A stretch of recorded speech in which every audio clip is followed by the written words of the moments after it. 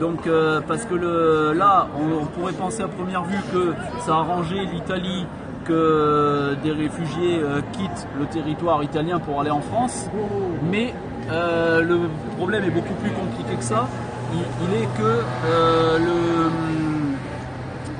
les États marchent ensemble, ils sont deux mèches pour faire une véritable chasse à l'humain. C'est-à-dire que l'État précédent, à la demande, par exemple l'Italie, à la demande de la France, aide la France à empêcher un maximum de réfugiés de passer.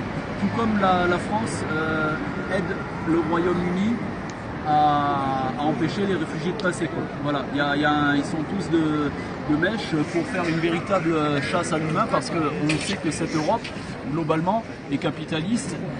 En fait, c'est un exemple, hein, quand il y a les richissimes familles de Saoudiens qui se pointent par ici, eux, ils n'ont pas de problème pour avoir les papiers, pour avoir le tapis rouge et tout. Si on est plein de problèmes, d'ailleurs, ils n'ont même pas besoin de papiers. On passe. Si on arrive les poches vides, l'Europe qui n'est pas faite pour le partage, rejette des humains. Bon, voilà, on connaît. Tu peux rappeler ce qui est par rapport à Félix, ce qu'il encourt? On ne sait pas encore tout à fait. Félix, par rapport au fait qu'il est... Par contre, sa copine, elle ne voulait pas trop le médiatiser. Non. Donc, non, c'est bon, on passe. Le copain, après, c'est juste, c'est quoi ce qu'ils encourent quand on passe d'une frontière à l'autre, avec des Érythréens ou autres... En Italie, on ne sait pas trop parce que ça va faire jurisprudence, en fait. Il n'y a pas eu de cas comme ça précédent en Italie. D'accord. Donc, pour l'instant, on ne peut pas vraiment s'avancer. C'est, comment dire, en France, on sait ce qu'on risque en France. Bon, les passeurs, la mafia qui demande de l'argent, avec laquelle bien sûr nous n'avons rien à voir, normalement les passeurs qui sont attrapés vont en prison. Voilà.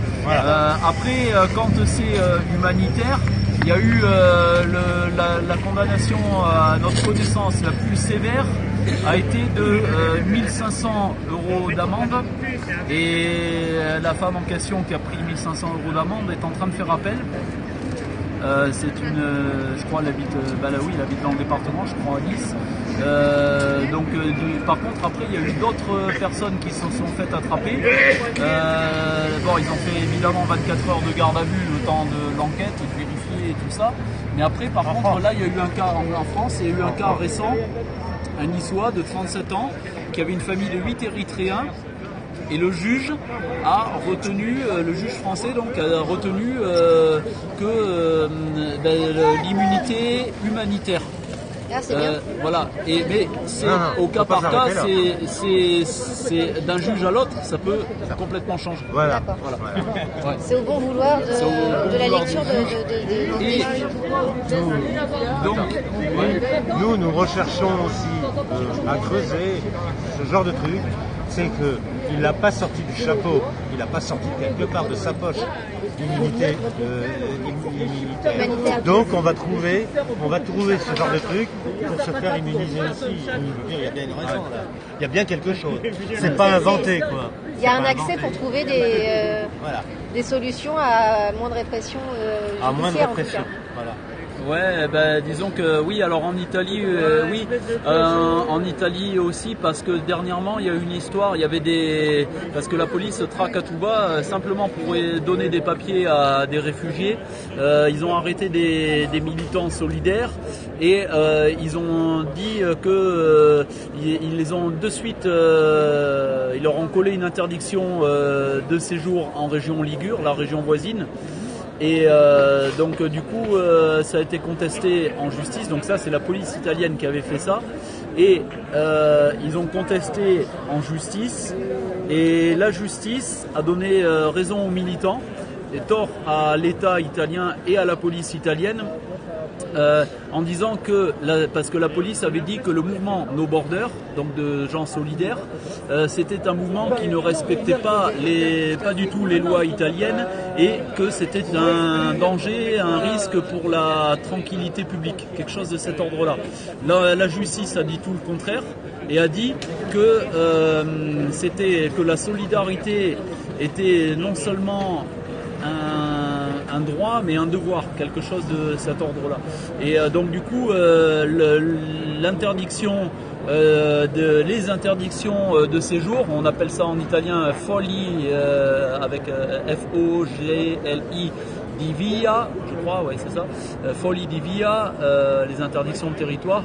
On sautait folie. Ah oui, pardon. Folia, Folia, Folia, Folia, c'est le fou. ouais, folia, Voilà. mais c'est au singulier. Mais quand il y en a plusieurs, Folie. folie, Folie. folie, folie. Folie. Pourtant, I c'est pluriel masculin. Donc moi, je Folia, dirais folio. C'est singulier. Folie, plusieurs. Ah ouais, alors c'est peut-être une exception. Ouais. Oui, il y a une Donc, exception, bon. la règle. Ah ouais, merci. Et donc du coup, donc non seulement l'interdiction à sauter, mais l'État doit maintenant en dédommagement payer, je crois, 900 € à chaque militant. Voilà, je crois. Donc ça, c'est plutôt une bonne nouvelle qui est encourageante. Et ouais. Et donc voilà, bon, ça veut pas dire que tout est gagné parce que en France comme en Italie, même si heureusement on voit qu'il y a des gens dans la justice qui sont quelques juges qui restent indépendants, ça veut pas dire que tous les juges le sont et ça veut pas dire qu'ils ont tous la même idée, ça peut être très subjectif, donc voilà. Mais bon, hier il y a eu une grande assemblée publique à Imperia en Italie, on y était avec Hugo et d'autres personnes. Dont Alexis et Pauline aussi, et donc du coup qui expliquait tout ça et que c'est vraiment, enfin je vous invite à aller voir, c'est en italien mais il y a moyen d'avoir des traductions sur Facebook, la page Presidio Permanente No Border, voilà, c'est une page Facebook italienne et là vous aurez plus d'infos encore que tout ce qu'on dit ici. Et alors dans la Roya, on nous a dit que, bon, évidemment la Roya est la zone... Et la boule. Ouais. Et la boule. Attends, la Roya est une zone frontalière, donc, franco-italienne, puisqu'il y a une partie italienne, une partie française, évidemment. Et donc, dans la Roya, il y a des réfugiés qui passent tous les jours, je crois.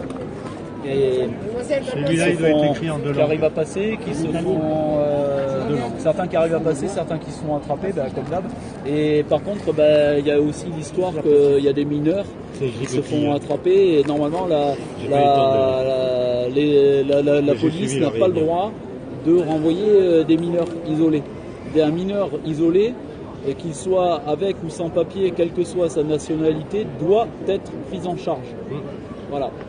Et donc du coup, et là la police, bien souvent, ne s'encombre pas de contrôler leurs papiers. Bon, de toute façon, la plupart du temps, ils en ont pas.